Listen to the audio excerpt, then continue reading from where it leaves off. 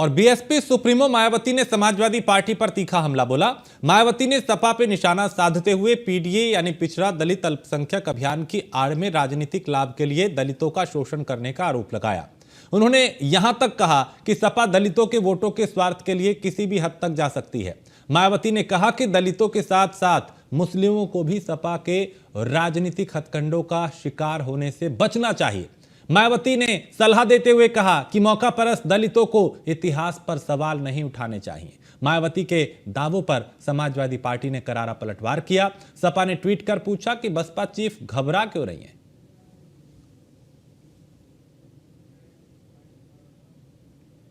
और पंकज मंडल हमारे संवाददाता इस पर ज्यादा जानकारी के साथ। पंकज, मायावती का अखिलेश पे वार और फिर सपा की तरफ से पलटवार के आखिर मायावती घबरा क्यों रही है? इस ट्वीट का और इस आरोप प्रत्यारोप के मायने क्या समझे? देखिए, बिल्कुल कहीं ना कहीं इस समय माहौल जो चल रहा है 2027 को लेकर सब अपने अपने पाले को मजबूत करने में लगे। यही वजह है कि मायावती लगातार बैठक कर रही है। तो एक तरफ बीजेपी की तो दूसरी तरफ समाजवादी पार्टी पर हमलावर रहती है। तो दूसरी तरफ समाजवादी पार्टी के मुखिया अखिलेश यादव भी लगातार बीएसपी और बीजेपी पर हमला रहती है। यही वजह बताता है कि मायावती जिस तरह से बीते दिनों अम्बेडकर जयंती हुई थी तो सभी पार्टियों ने अम्बेडकर जयंती बहुत धूमधाम से मनाया था। उसके बाद फिर अखिलेश यादव अम्बेडकर को लेकर तमाम सारी बातें करते। यही वजह है कि मुख्यमंत्री मायावती कहीं ना कहीं चीज को लेकर घबराई हुई कि कहीं ऐसा ना हो कि दलित, जिस तरह से देखा जाए राम जी सुमन का जिस तरह से बयान आ रहा है उसको लेकर तमाम सारी कंट्रोवर्सी हो रही। तो यही सब चीजें हैं। तो मायावती इसी यही वजह है कि मायावती ने कहा कि जो पीडीए की आड़ में समाजवादी पार्टी केवल और केवल माहौल बिगाड़ना चाहती है और केवल इनका शोषण कर रही है। यानी कि जो पीडीए है उसमें अल्पसंख्यक और उसके बाद जो दलित है उनके वोट बैंक का फायदा उठाने के लिए उनका शोषण कर रही है। यही वजह है कि आए दिन तमाम सारे बयान, जिस तरह से देखा जाए सरोज का बयान आया था तो कहीं ना कहीं देखा जा रहा है कि ये केवल यानी सीधे तौर पे अखिलेश यादव समाजवादी पार्टी के ऊपर हमलावर होकर मायावती ने बोला है कि ये केवल पार्टी यानी अपने वोट के फायदे के लिए किसी भी हद तक जा सकते हैं।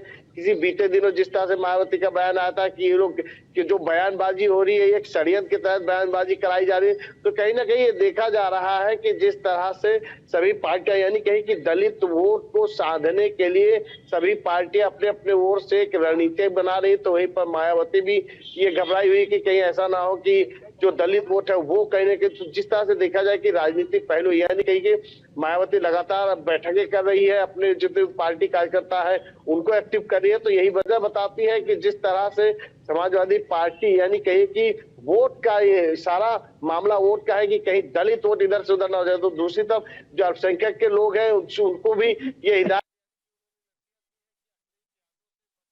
क्योंकि वो केवल दलित का ही नहीं बल्कि मुस्लिम का भी वो शोषण कर रही है। तो यही वजह है कि मायावती लगातार इस तरह से हमलावर होते रहते हैं और यही समाजवादी पार्टी के मुखिया अखिलेश यादव पर बयानबाजी करते रहे। यही वजह है कि अखिलेश यादव ने भी कहा है कि अब मायावती को इतनी तकलीफ क्यों है। तो देखा जा रहा है कि एक दूसरे के ऊपर आरोप प्रत्यारोप जारी है, लेकिन हिस्सा केवल वोट का है कि आखिरकार दलित वोट को किस तरह से रुझाया जाए, किस तरह से अपने पाले में गिराया जाए। यही सारी लड़ाई है। इनको देश के मुद्दों, देश के समय और देश के हालात को लेकर किसी के पास कोई मुद्दा नहीं है। केवल अपनी अपनी राजनीति चमकाने की बात करते हैं, अपने अपने पार्टी को चमकाने। यही वजह है कि 2027 को लेकर दोनों पार्टियां, सभी पार्टियां तैयारी कर रही है, अपने अपने तरीके से तैयारी कर रही है, लेकिन इनके पास कोई मुद्दा या योजना की बात नहीं करते। सीधे यही बात करते वोट बैंक की कि दलित वोट मुझे मिल जाए, अल्पसंख्यक वोट मिल जाए, मैं सरकार बना लूं। तो इसी तरह सभी पार्टियों का यही रुख चल रहा है। जी, तो ऐसे में पंकज, क्या ये माना जाए कि मायावती को भी पीडीए से डर है कि अखिलेश का जो फॉर्मूला 2024 में चला कहीं 27 में भी वो पार ना हो जाए, इसलिए पीडीए को ही वो लेकर अखिलेश को घेरती हुई नजर आ रही है?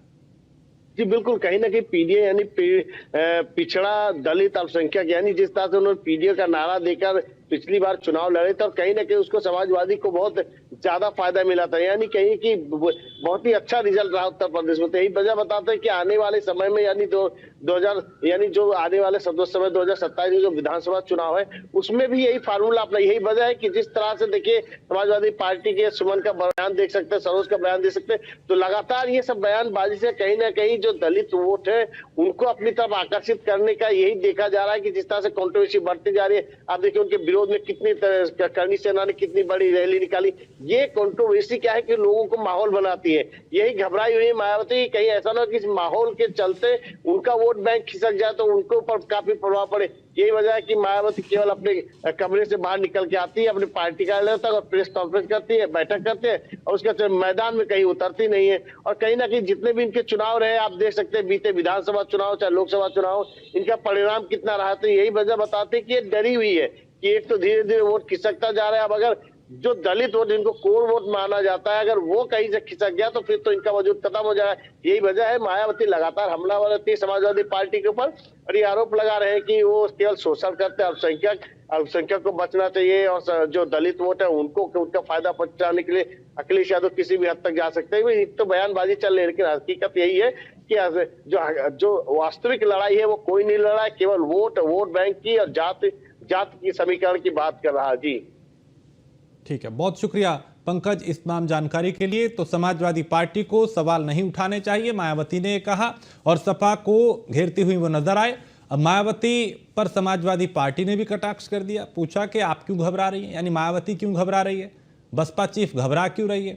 और मायावती पीडीए को लेकर अखिलेश यादव को घेर रही हैं। कुल मिला के 27 की तैयारी है, सभी दल अपनी अपनी तैयारियों में जुटे हैं, एक दूसरे को घेरा जा रहा है, बयानों के बाण चलाए जा रहे हैं, खुद को बड़ा साबित किया जा रहा है। खुद को कोई दलितों का हितैषी बता रहा है, कोई मुस्लिमों का हितैषी बता रहा है, कोई हिंदुओं का हितैषी बता रहा है, और अपने आप को बड़ा साबित करके अपने पाले में मतदाताओं को लाने की कोशिश है।